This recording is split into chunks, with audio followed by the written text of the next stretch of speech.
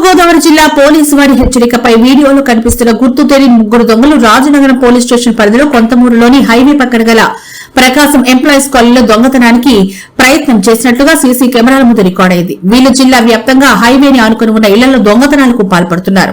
కావున ప్రజలందరూ రాత్రి సమయాల్లో వీరి పట్ల జాగ్రత్తగా ఉండాలని, ఎవరైనా అనుమానిత వ్యక్తులు కనిపిస్తే మాత్రం మీ దగ్గరలో ఉన్న పోలీస్ స్టేషన్ కు గాని డయల్ 112 కి గాని సమాచారం ఇవ్వాలని కోరారు.